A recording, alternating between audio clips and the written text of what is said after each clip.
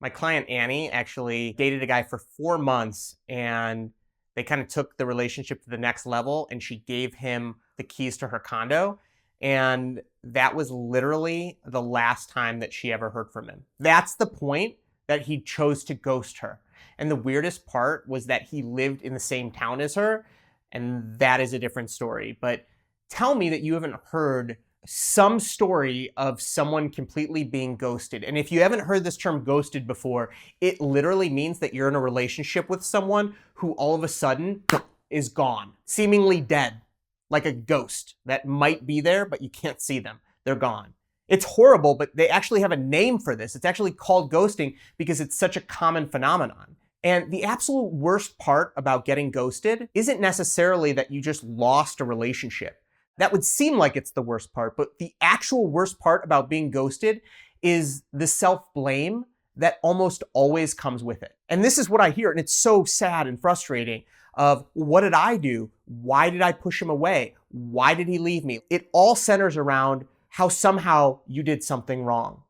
And this couldn't be further from the truth. And I wish that this was, more understood by mainstream and not just certain specialized psychologists in the world. Now, there's actually been research going on since the 1960s that has validated what's called attachment theory, which says that there's actually people who have almost like a personality type that is avoidant in nature, meaning when a relationship starts getting to that point of intimacy and vulnerability and connection, boom, they have a need to avoid it. So you could have been the best woman in the world. You could have been the ultimate magical idea of what the perfect woman could be, and it still wouldn't matter.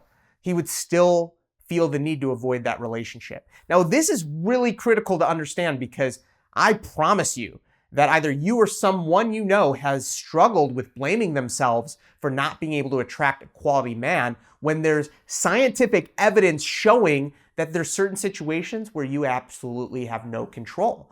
And I think that that's a pretty big deal. And I think that that's important enough that I actually invested, as you can see from, my new studio, I've invested in solving that problem. I've invested in researching exactly what you can do if you're reaching that point in a relationship where a man starts pulling away to actually bring him back in. And it's not what you think. It's actually not trying to be more attractive. It's simply by understanding this new science of connection called attachment theory, which by the way isn't so new, that once you understand a man's attachment type and you understand avoidance attachment, you can actually alter the way that you communicate and form a relationship with him that can help him to be less avoidant and more secure. And so I created a presentation for you that I'm really, really excited about for you to check out that goes through and reveals the science of connection and how you can use it to better understand and communicate with avoidant men and help them to become secure and actually build commitment with you. Now, attachment theory is the perfect science to building connection. And it's foundational because it's really one of the only ways to move into commitment with a man, to understand what he's looking for, and if he's becoming avoidant, how to help him and steer him back into that secure, committed relationship. So if you're struggling at all with experiencing that, men do pull away when you try to get more close and intimate, then this really is the course that you have to check out because that is exactly what we go into and walk you through how to flip that situation around so you can really move through lifelong loving commitment. And it takes work, but luckily we've got a whole science.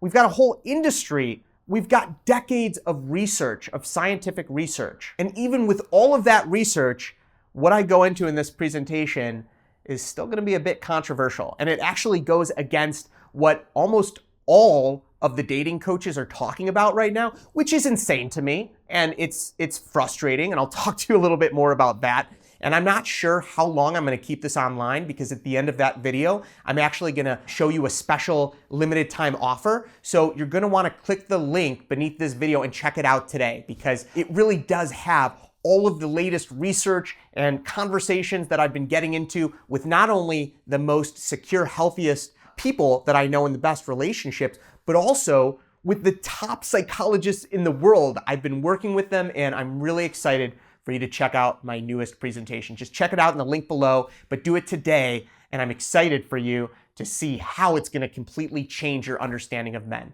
Thanks so much, and I'll see you in there. Be well.